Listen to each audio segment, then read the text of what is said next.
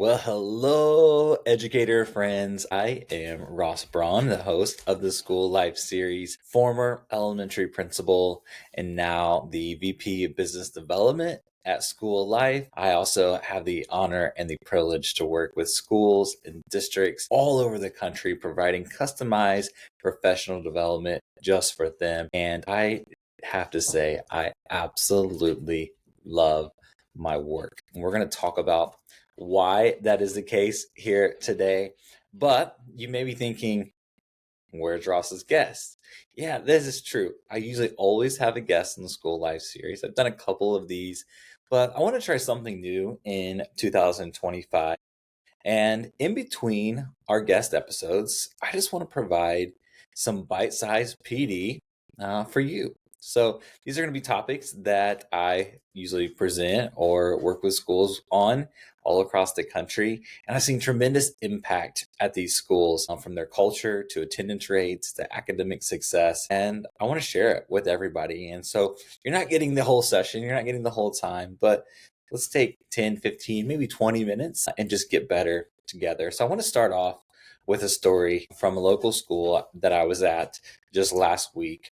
And we were going around and we were talking about the negative things in education. Because when I present, one of the things I like to do is talk about the negativity first and get it out of the way, right? Then we can shift our mindset and our focus on positivity. And so we were doing that activity where we were talking about all the negativity in that school, in our education system as a whole. And one of the teachers raised their hand and she said, I just feel like education is in a terrible place. And it spoke to me because I have felt like that obviously for some years. That's the why behind my work is I want to provide schools, every school in America, every child in America, every staff member in America with a safe, loving, and exciting learning environment. I know it's crazy to think that, but it's truly the mission that I'm on. And when she said that, I said, you're absolutely right. And it's very easy for us to say teaching, it's just not what it used to be. Teaching, kids have changed so much. Oh, teaching, I have so much on my plate that I didn't have before. Teaching, can you believe what my admin is asking of me? Teaching, I cannot stand these legislators that are making all of these crazy laws and they've never stepped foot into a school. They have no idea what's happening in my classroom. It's easy to say that. It's easy to point fingers and place the blame. But what I'm asking for you, for me, for all of us in education is to stand up. It's time that we start sharing just how great this profession still is, just how great this profession was, and just how great this profession can be. It's time we start standing up for one another. One thing that has opened my eyes as I work in schools all across the country is how so many schools are not united. You have teachers and staff members that disagree and literally hate each other. How do we expect to have success when we can't even get along in the building that we're in? So it's time that we start standing up for one another, using our teacher voice, right? We all have that teacher voice, sharing new ideas, sharing strategies that we know work. They've worked in our classroom. Start sharing them with the world and start telling everyone what we know is best for kids. So my role at School Life has, and my work with schools and professional development has allowed me to see and work with a lot of different schools from coast to coast and everywhere in between. I've worked with super rural schools. I've worked with super urban schools, schools that have a lot of money, schools that have zero money, schools that are falling apart, brand new schools. I've worked with so many different schools in the past few years. And don't get me wrong, like there are some schools that have more success and are better than others, cultures that are great, cultures that are terrible. But one thing, or a few things that I have noticed in this work is that all of these schools are not that different from one another. And you may be thinking, what the heck? You just said they're so different. But when we get down to it and we start looking at the basics, all of these schools have the same problems, right? everything that I just mentioned, student behaviors, lack of parent involvement, all of these things are happening in schools all across the country. And so, if they have the same problems, if they're trying the same solutions that aren't working, then it's time we do something about it. And so that's what we're going to talk about today is how do we do something about it? And I already said, let's use our teacher voice. Let's take our teacher heart and share it with the world. But in today's bite-sized PD session, I want to come together and I want to talk about a topic that you may have seen. If you follow me on any type of social media accounts or go to my website or anything like that, or even listen to these podcasts, then you know that I have mentioned green lights. And today I want to talk about what this is because you may be like, what the heck is a green light? What are you talking about when you go to schools and you work with them about creating a green lights culture? So let's dive in. Let's talk for the next 10 minutes or so about green lights. And so, what are green lights or what is a green lights culture? A green lights culture is a culture that has green lights. So, I want you to imagine this. It's a Friday afternoon. You just got paid. It's beautiful out. It's sunny. You roll the windows down. You open the sunroof and you got a coffee date with your best friend that you haven't seen in 3 months. All right, you jump in your car, you take off, and your favorite coffee spot is on the other end of town on the busiest street in town. Every town in America seems to have this one. And in between your house and that coffee spot is about 27 stoplights. All right, you know what I'm talking about. And you're already pushing it, you're a little late. What are you hoping for as you jump in the car? 27 red lights? Now your commute to the coffee shop takes 45 minutes, or 27 green lights that are going to allow you to get to the coffee shop, have that time with your best friend, enjoying your coffee and just relaxing, being in the moment. You're hoping for green lights, right? That commute drastically cuts down. You got the radio blaring and all is well in the world. That's what we want in our schools. As a new teacher, when you got hired, it may have been last year, it may have been 35 years ago. You remember that feeling of getting hired in the school that you were dreaming of getting hired at. You remember that feeling of all of these new ideas that you couldn't wait to implement, the bulletin boards that you were going to put up, and then you realized you changed them maybe once or twice a year. But you could not wait. What were you hoping for in that moment? A school, a district, an administration that was going to say, here are your keys, go do your thing. You were born to teach. Those are green lights. That's a green lights culture. Or are you wanting red lights? An administrator that's going to stand over you and say, like your lesson plan book at Friday at 3 o'clock for the next week. A district that says, sorry, no, we don't do that here. Or a green lights culture. And so that's green lights. When we look at it in a school setting, a green lights culture is a culture that allows kids to be innovative, allows kids to be kids, understand kids are kids, that takes staff members and puts them up here because they know just what they are worth, values them, tells them, shows them how much that they mean to that school and to that district. A green lights culture is a culture that says, yes, we can. How can we do this? Not, no, not this year, or that's never going to happen here. You see the difference already? And so, why green lights? I've already mentioned it a little bit. Green lights is because we need green lights in our society, in our homes, in our schools. Our education system needs more green lights. And it's up to you, it's up to me, it's up to the teacher beside you, the principal that is leading the school to say, the time is now. Enough's enough. And we are going to create green lights for the kids here, for the staff here, for our community.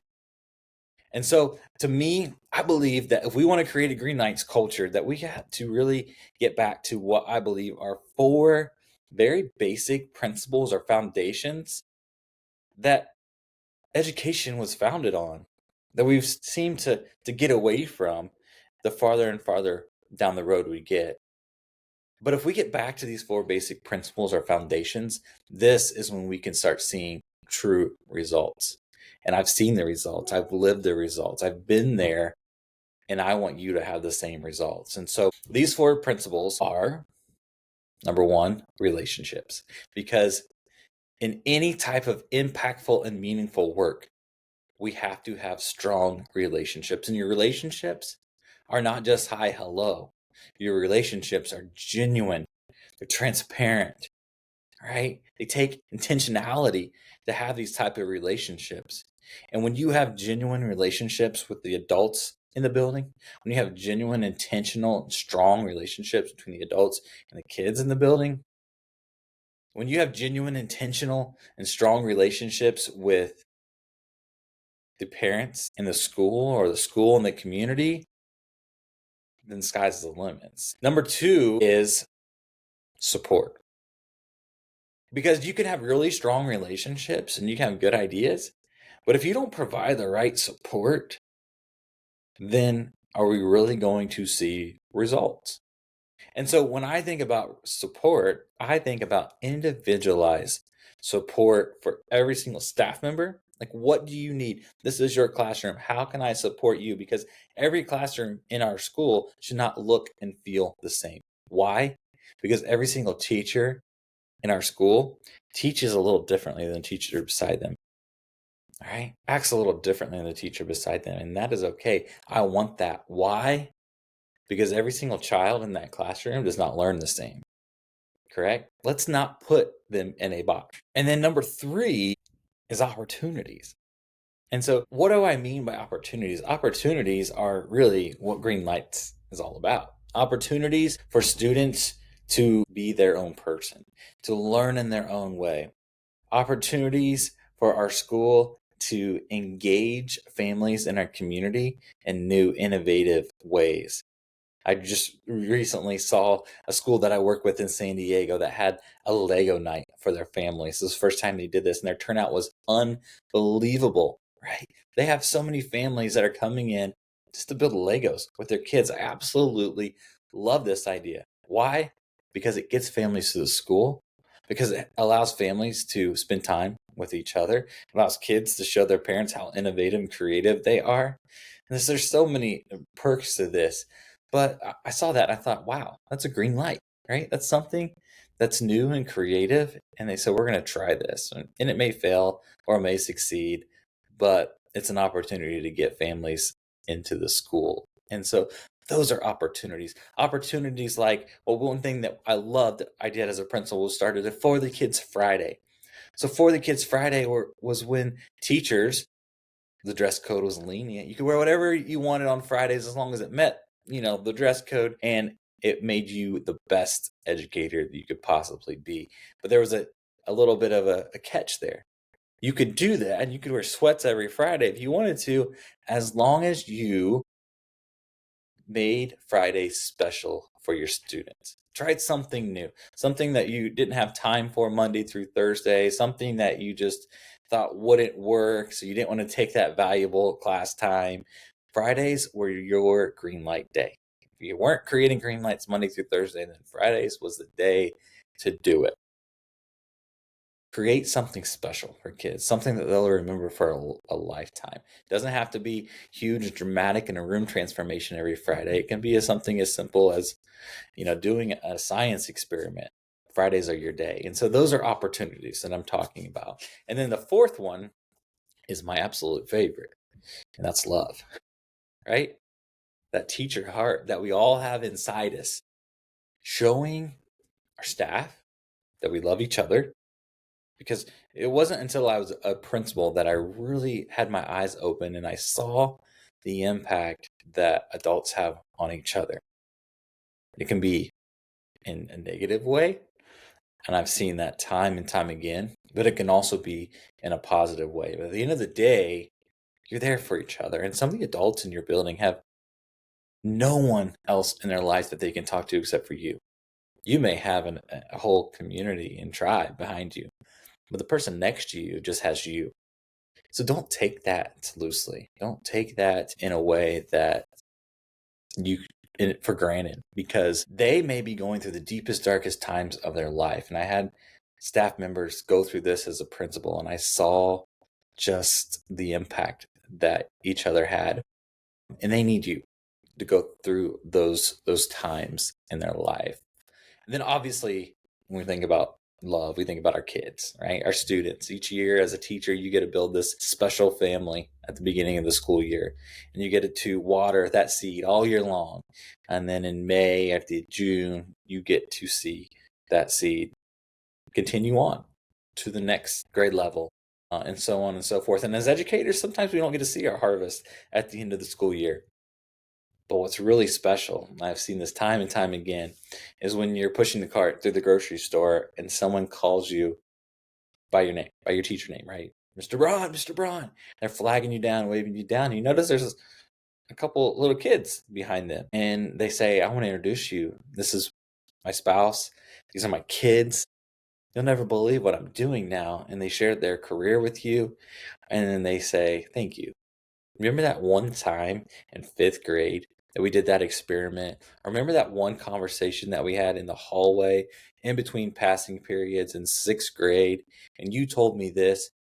That stuck with me after all these years, and I continue to take it with me. I've had those conversations in the craziest of places, grocery stores, airports, at my kids' art museum or art show. And so don't underestimate. And if you have a student that you think, I didn't see the growth this year, or I don't know what the next 6 years of her life is going to look like, I hope they make those right decisions. Know that you did everything in your power to water that seed, to give them the tools that they need to succeed, not just academically in life, but also socially, mentally, physically.